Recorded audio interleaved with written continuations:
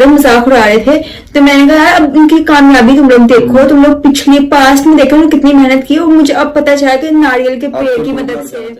इन देखिए अभी हालिया में इसरो ने अपने पीएसएलवी रॉकेट की मदद से ब्राजील के सैटेलाइट के साथ साथ 19 सैटेलाइट को लॉन्च किया। और ये एक ऐतिहासिक क्षण इसलिए था कि इस सैटेलाइट के साथ साथ अंतरिक्ष में भागवत गीता और नरेंद्र मोदी की तस्वीर को भी लॉन्च किया गया था। लेकिन ये रॉकेट लॉन्च करना काफी कठिन प्रक्रिया होता है। रॉकेट भारत के अलग अलग एरिया में बनते हैं, चाहे वो विक्रम साराभाई अंतरिक्ष केंद्र हो, महेंद्रगिरी में इंजन वगैरह हो गया, गुजरात के अहमदाबाद में सैटेलाइट के पार्ट्स, उन सबको एक पास लाकर और हम लोग इसको लॉन्च करते हैं श्रीहरिकोटा से। श्रीहरिकोटा आंध्र प्रदेश के पास दक्षिण भारत में, यहाँ पर पुलिकट झील के पास एक छोटा सा द्वीप है जहाँ सतीश धवन प्रक्षेपण केंद्र से लॉन्च किया जाता है। इसे हम लोग लॉन्च करते हैं पश्चिम से पूरब दिशा की ओर। पश्चिम से पूरब इसलिए लॉन्च करते हैं कि पृथ्वी भी पश्चिम से पूरब घूम रही है, थोड़ा सा सपोर्ट मिल जाता है, तो इसे पश्चिम से पूरब दिशा की ओर लॉन्च किया जाता है। हमारे दो प्रमुख रॉकेट होते हैं, पीएसएलवी और जीएसएलवी। इनके टोटल हम लोग वर्क फंक्शन को समझते हैं। रॉकेट के जितने बड़े बड़े पार्ट्स होते हैं, चाहे उसके इंजन हो, उसका बूस्टर हो, ये अलग अलग जगहों पे बनता है और इसे ट्रक के माध्यम से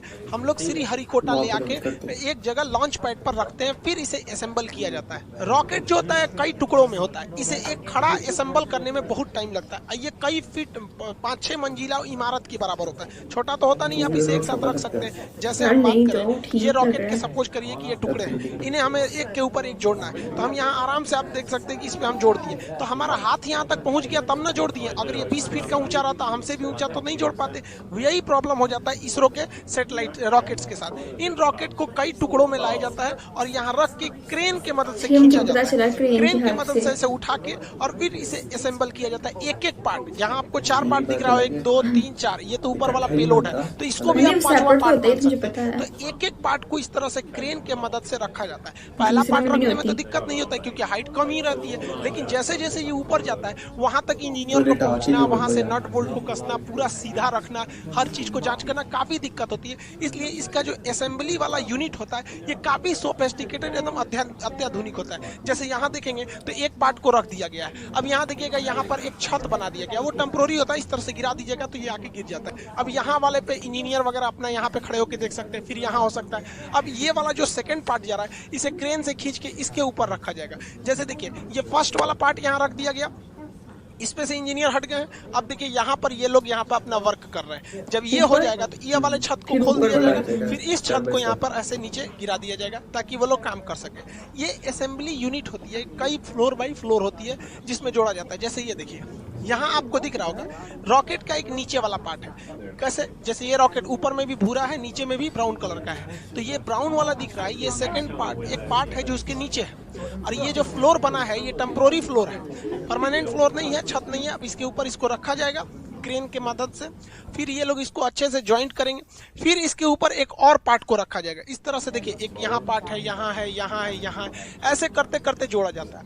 लेकिन ये जो छत देख रहे हैं ये ग्रीन कलर का, इसको हटना तो जरूरी है, पता चला यही रहेगा, रॉकेट उड़ाएंगे तो इसी में फंस के ब्लास्ट ये तो है, टेम्पोररी होता है। जब रॉकेट के सारे स्टेजेज को आपस में जोड़ लिया जाता है तो ये जो छत टाइप का बना था इसे फोल्ड करके हटा लिया जाता है। देखिए ये फोल्ड करके हटा लिया गया और इसको एक बहुत बड़े ट्रेन टाइप का होता है जिसे हम लोग रॉकेट कार कहते हैं, इससे अब इसको आगे की ओर ले जाया जाता है। अब लॉन्च पैड की ओर ले जाया जाता है। यहाँ तो इसे असेंबल किया गया था, अब यहाँ से इसको लेके जाया जाएगा।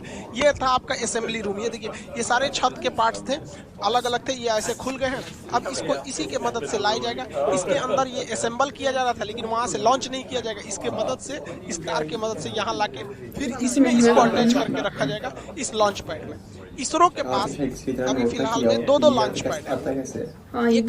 एक लॉन्च पैड से हो नहीं पाता था, इसलिए इसरो जो थी अपने असेंबली लाइन को, जैसे यहाँ देखिए एक असेंबली यूनिट यहाँ था, एक नया यहाँ बना दिया गया। 2 असेंबली यूनिट ले आके और लॉन्च पैड 2 रखे गए ताकि ले आने में दिक्कत ना हो, जल्दी से जल्दी और ज्यादा से ज्यादा मात्रा में सैटेलाइट को लॉन्च किया जा सके। इसरो के 2 लॉन्च पैड है। एक की असेंबली लाइन लॉन्च पैड के काफी करीब है और वहीं दूसरे की असेंबली लाइन देखिएगा तो लॉन्च पैड से काफी दूरी पर है। ये जो इसका जो सैटेलाइट कैरिंग कार होता है ये ट्रेन की पटरी पर चलता है, बहुत ही भयानक इसका लोड रोकने की क्षमता होती है, बहुत धीमी गति से, लेकिन ये आगे बढ़ता है। बहुत तेज गति से आएंगे तो ये डिसबैलेंस होकर गिर जाएगा।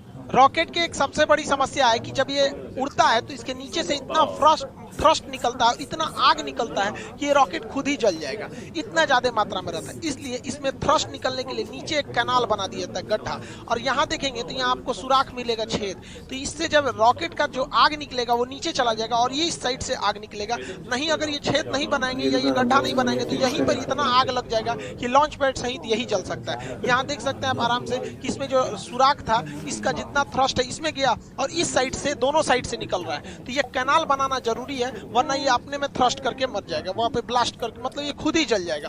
यहाँ नीचे गिरा और इस तरह से दोनों डायरेक्शन में हट गया, या ये इस डायरेक्शन में जाता है ताकि वो ज्यादा से ज्यादा आग को अलग डायरेक्शन में फैला सके। जब सैटेलाइट को लॉन्च पैड पे रखा जाता है तो इसमें जितने सेंसर वगैरह होते हैं वायर से ये लोग कनेक्टेड किए रहते हैं। इसमें जितनी चीजें होती हैं ये कनेक्ट करके रखी गई रहती है। जब काउंटडाउन उल्टी गिनती चालू होती है 48 घंटा पहले से, अगर इसमें भी कोई गड़बड़ी पाया जाएगा तो यहीं पे रोका जा सकता है, और अगर गड़बड़ी नहीं पाई गई तो रॉकेट को लॉन्च कर दिया जाता है। लेकिन समस्या क्या होती है, जो इसमें फ्यूल रखा जाता है तो जो फ्यूल रहता है उसे बहुत ही कम टेम्परेचर पे रखा जाता है और 2 दिन पहले ही इसकी पूरी तरह तैयारी कर दी जाती है। तो इसे धूप में छोड़ने से क्या होता है, उसका टेम्परेचर बढ़ सकता है, अंदर रिएक्शन वगैरह हो सकता है। इसलिए इसके बाहर एक इंसुलेटर की परत लगा दी जाती है। देखिए एक परत लगा दिया जाता है इंसुलेटर की इसके चारों ओर बाहर में, ताकि जो फ्यूल है वो हीट उसमें ना मिल सके। और जब ये लॉन्च करता है तो यही टुकड़ा नीचे गिरने लगता है। आप सैटेलाइट लॉन्च करते समय ये बाहर गिरते रहते हैं। ये फ्यूल को रोकने के लिए इंसुलेटर होता है जो हीट को अंदर जाने नहीं देता है। रॉकेट जब जमीन से ऊपर जाता है तो ये न्यूटन के तीसरे नियम पे काम करता है। ये थ्रस्ट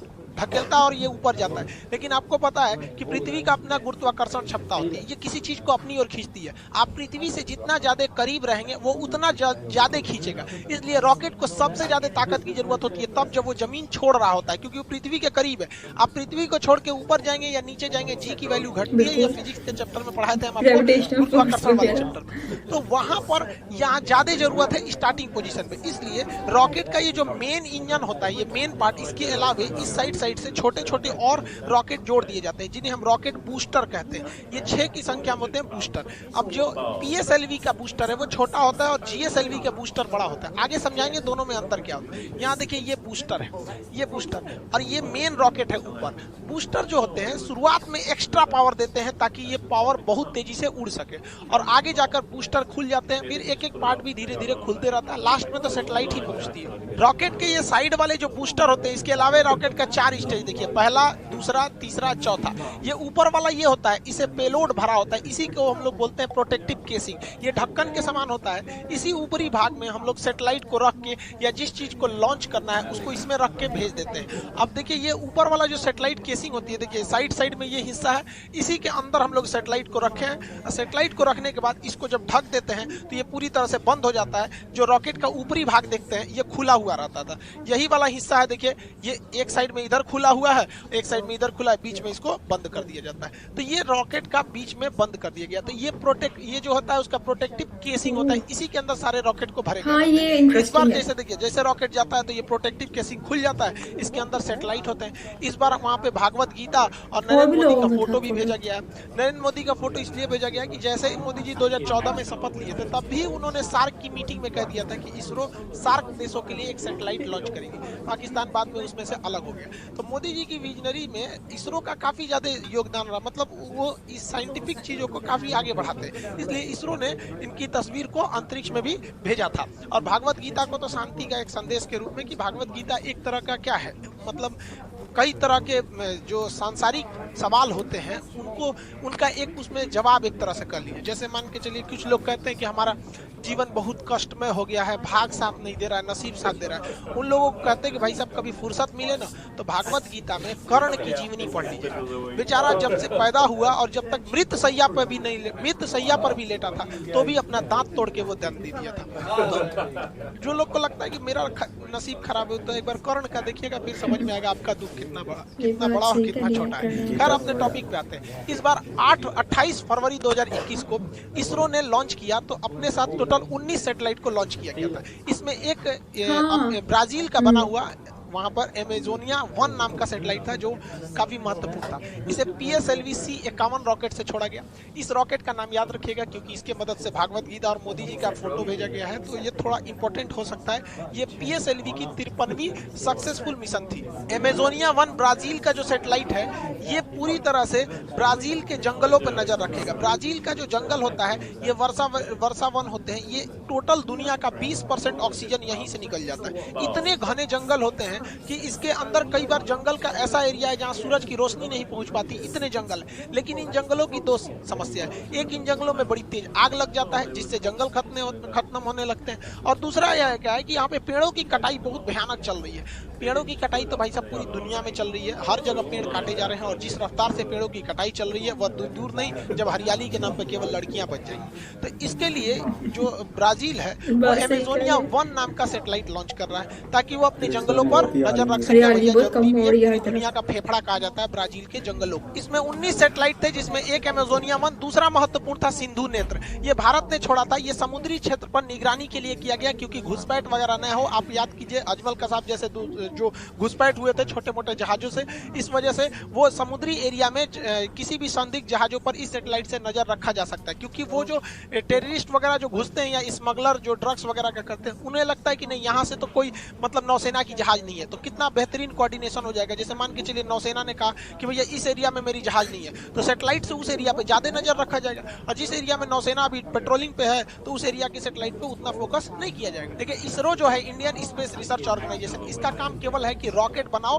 और उसको सैटेलाइट बनाओ, दोनों को लॉन्च करो। लेकिन इसमें एक कमाई का भी जरिया हो सकता है। विदेश के लोग जो है बहुत सैटेलाइट बनाना बहुत मुश्किल का काम नहीं है, लेकिन रॉकेट बनाना बहुत मुश्किल काम। इवन हम लोग ने अपना पहला सैटेलाइट आर्यभट्ट भारत में बना लिया था, लेकिन उसको हम लोग लॉन्च करने के लिए रूस को दिए थे, रूस ने अपने रॉकेट से उसे छोड़ा था। तो बहुत से ऐसे देश हैं जो दुनिया को कहते हैं कि भैया अमेरिका से कहते हैं, यूरोप से कहते हैं कि हमारे सैटेलाइट को छोड़ दो, तो भारत बहुत सस्ते में छोड़ देता है, और भारत की सैटेलाइट काफी विश्वसनीय होती है। इसलिए इसके लिए भारत सरकार ने एक कंपनी बनाई थी, उसका नाम था एंट्रिक्स कॉर्पोरेशन था। 1992 में बनाई गई थी। ये कंपनी दूसरे देशों से कहती थी भैया तुम्हारा सैटेलाइट छोड़ना है, लाओ यहाँ लाओ, पैसा दो हमको दो, और ये इसरो को देती थी भैया इसको भी छोड़ दो, हम इतना पैसा दे देते हैं। लेकिन इसमें कुछ कमियां थी जिसको सुधारते हुए 2019 में न्यू स्पेस इंडिया लिमिटेड नाम की एक कंपनी ऑर्गेनाइज कर दिया गया। अब किसी को अपनी सैटेलाइट छुड़वाना है तो डायरेक्ट इसरो से बात नहीं करेगा, इससे बात कीजिए, बिजनेस वाला काम ये संभालेगी, बाकी रॉकेट सैटेलाइट बनाने का काम इसरो करेगी। एंट्रिक्स ने बहुत सारे मिशन को अंतरिक्ष में भेजा है। एंट्रिक्स ने बहुत सारे दुनिया के ग्राहकों को ढूंढ के लाया है इसरो के लिए, जिससे इसरो की बहुत मोटी कमाई हुई है। लेकिन अभी क्या है, ये न्यू स्पेस इंडिया लिमिटेड को बनाया गया। ये इसकी पहली कॉमर्शियल उड़ान थी जो ब्राजील से इन्होंने नेगोशिएशन करके लाया था। हालांकि ब्राजील चाइना से इस सैटेलाइट को छुड़वाने वाला था, लेकिन बाद में भारत ने उससे कम दाम दिया, इस वजह से उसने भारत से भी छुड़वा लिया। सैटेलाइट का ऊपर वाला जो भाग होता है ये खोखला होता है, इसे प्रोटेक्टिव केसिंग कहते हैं, ये खुल जाता है। इसी के अंदर सैटेलाइट्स को लॉन्च रखा जाता है। जो सैटेलाइट होते हैं इनके इसी के अंदर रखा जाता है। इसरो ने 2017 में इसके अंदर छोटे छोटे कुल 104 सैटेलाइट को लॉन्च किया था। इसके अंदर देखिए यहाँ पर छोटे छोटे होते हैं, तो 104 रॉकेट सैटेलाइट्स को इस पेलोड के अंदर रखा था। जब ये जाते हैं तो खुल जाते हैं और सैटेलाइट अंतरिक्ष में चले जाते हैं। 600 से 900 किलोमीटर ऊंचाई पे जाने के बाद पृथ्वी का गुरुत्वाकर्षण खत्म हो जाता है, फिर वो घूमने लगते हैं। इन सैटेलाइट को ऊर्जा यानी एनर्जी मिलती है। इन पर सोलर पैनल लगे होते हैं। इनमें सोलर पैनल से इनमें एनर्जी लगी होती है, मतलब एनर्जी ले रहते हैं ये लोग सोलर पैनल से। और इसके अंदर छोटा सा एक तो मोटर भी होता है जिससे कि ये अपने डायरेक्शन और अपने पाथ को चेंज कर सकते हैं। तो रॉकेट केवल अंतरिक्ष में जाके ये खुल जाएगा और सबको ऐसे फेंक देगा, और वहां गुरुत्वाकर्षण नहीं है तो सब इधर उधर तैरेंगे, तो 1 बाय 1 सबको अपने अपने ऑर्बिट में फिट कर दिया जाता है। रॉकेट इंजन और जेट इंजन में अंतर क्या होता है? हवाई जहाज में जेट इंजन लगा होता है, ये बाहर से ऑक्सीजन ले लेता है, जबकि अंतरिक्ष में तो ऑक्सीजन ही नहीं है। इसलिए रॉकेट इंजन उस इंजन को कहते हैं जो अपना खुद का ऑक्सीजन का सिलेंडर ले जाया जाता है। तो जिस सिलेंडर में ऑक्सीजन रहता है उसे हम ऑक्सीडाइजर कहते हैं, और जिसमें फ्यूल रहता है उसे फ्यूल टैंक कहते हैं। ये दोनों रहता है, इसे एक पास लाया जाता है पाइप के माध्यम से कंबशन चैम्बर में, और वहां पे आग लगाया जाता है। आपको पता है बिना ऑक्सीजन में फ्यूल कितना भी दे दीजिएगा, जब तक ऑक्सीडाइजर यानी ऑक्सीजन नहीं मिलाइएगा आग नहीं पकड़ेगा। तो इन सबको मिला के पाइप के माध्यम से यहाँ लाया जाता है कंबशन चैम्बर में, और इसमें ब्लास्ट आग लगाया जाता है। और आग जब लगता है तो वह आग निकलने का रास्ता खोजती है। अब इस निकलने के रास्ता को इतना पतला कर दिया जाता है कि वो निकलती है तो ये रॉकेट को थ्रस्ट उठा देती है। ये देखिए कि यहाँ पे काफी पतला कर दिया जाता है। इस पतला होने की वजह से न्यूटन के थर्ड लॉ के हिसाब से एक्शन रिएक्शन होता है और ये रॉकेट ऊपर की ओर जाने लगता है। भारत के पास 2 फेमस रॉकेट है, एक PSLV है, ये छोटी उड़ान के लिए होता है। PSLV ज्यादा ऊंचा पे नहीं ले जा सकता है। PSLV 600 से 900 किलोमीटर की ऊंचाई पर ही ले जा सकता है। ये 2 टन के ही टोटल रॉकेट को सैटेलाइट को ले जा सकता है। एक ही सैटेलाइट भेज दीजिए 2 टन का, या कम वेट के ज्यादा सैटेलाइट को छोड़ सकते हैं। ये पोलर सैटेलाइट होता है। पोलर उसे कहते हैं जो पृथ्वी के पोल यानी ध्रुव पर घूमे, ध्रुवीय सैटेलाइट होता है, ऊपर नीचे करता है। तो ये पृथ्वी के ऊपर नीचे इस तरह से घूमता है। इसलिए हम लोग सन सिंक्रोनस भी कहते हैं, क्योंकि सूर्य कहीं भी रहेगा, ये अगर घूमते रहेगा तो सूर्य यहाँ से सूर्य दिखाई दे देता है। ये कम ऊंचाई पर होता है, इसलिए ये मौसम की मतलब जानकारी दे देता है, कहीं कहीं जासूसी का काम कर देता है, निगरानी वगैरह का काम करता है, मतलब ये सब काम कर देते हैं, मौसम वगैरह का काम कर देता है। इसे छोड़ने के लिए PSLV रॉकेट का प्रयोग किया जाता है। ये 4 स्टेज का रॉकेट होता है। साइड में तो बूस्टर लगे हैं, इनकी बात नहीं करते हैं। ये इतना भरोसेमंद रॉकेट है कि 1993 से आज तक ये केवल 2 बार फेलियर हुआ है। एक तो शुरुआत में ही फेलियर हो गया और एक बार बाद में थोड़ा सा 2013 के पास कामयाब चल रहा है था। लेकिन उसके बाद आज तक ये दुनिया में सबसे ज्यादा एक्यूरेसी इसी सैटेलाइट का है। इसी ने चंद्रयान 1 दिया, इसी ने चंद्रयान 2, इसी ने मंगलयान भेजा, इसी ने एक साथ 104 सैटेलाइट को लॉन्च किया। बहुत भरोसेमंद है। इसके 4 स्टेज है, पहला सॉलिड, फिर लिक्विड, फिर सॉलिड, फिर लिक्विड, यानी सॉलिड लिक्विड सॉलिड। तो इस तरह से व्हाइट कलर वाला सॉलिड है, इसमें लिक्विड फ्यूल भरा गया है। देखिए सॉलिड फ्यूल जो होता है वो कंट्रोल नहीं हो पाता है। दिवाली का जो रॉकेट होता है उसमें सॉलिड फ्यूल होता है, बारूद भरा होता है, मारिए धस एकदम सीधे उड़ जाता है, वो कंट्रोल नहीं होता है। लेकिन पृथ्वी के अलग अलग वातावरण में स्पीड अलग चाहिए, पावर अलग चाहिए, इसलिए अलग अलग स्टेज लगाए जाते हैं। लिक्विड वाला जो स्टेज होता है वो अच्छा माना जाता है क्योंकि आपके कंट्रोल में रह सकता है। जो सॉलिड वाला हिस्सा होता है उसमें फ्यूल के रूप में हाइड्रोक्सी टर्मिनेटेड पॉलीब्यूटाडाइन का प्रयोग किया जाता है। जो लिक्विड वाला हिस्सा होता है, इंजन लिक्विड का जो पार्ट होता है, उसमें हम लोग जो प्रयोग करते हैं, इसमें लिक्विड वाले में एसिमेट्रिक डाइमेटाडाइन हाइड्रोजाइन का प्रयोग करते हैं, उसके साथ साथ नाइट्रोजन ऑक्साइड का प्रयोग किया जाता है। तो सॉलिड में ये, लिक्विड में ये, फिर ये सॉलिड, फिर लिक्विड। ये तो प्रोटेक्टिव केसिंग है, इसके अंदर सैटेलाइट लगे रहते हैं। यही रॉकेट है। रॉकेट एक बार गया, इस सैटेलाइट को लॉन्च किया, बाकी ये हिस्सा अंतरिक्ष में तैरते रहता है, जिसे अंतरिक्ष कचरा के नाम से जानते हैं। कभी कभी देखते होंगे सैटेलाइट की लॉन्चिंग टाल दी जाती है। क्या होता है कि जो सैटेलाइट को छोड़ने का रास्ता था उसी में कोई कचरा वगैरह आ जाता है, तो उसको टकराने का डर रहता है, इसलिए उसके लॉन्च को डिले कर दिया जाता है। दूसरा जो सैटेलाइट है वो होता है GSLV, geosynchronous satellite launch vehicle. ये जो होता है ये बहुत ही पावरफुल होता है। इसका एक तो सॉलिड हो सकता है, लेकिन यहाँ वाला जो हिस्सा होता है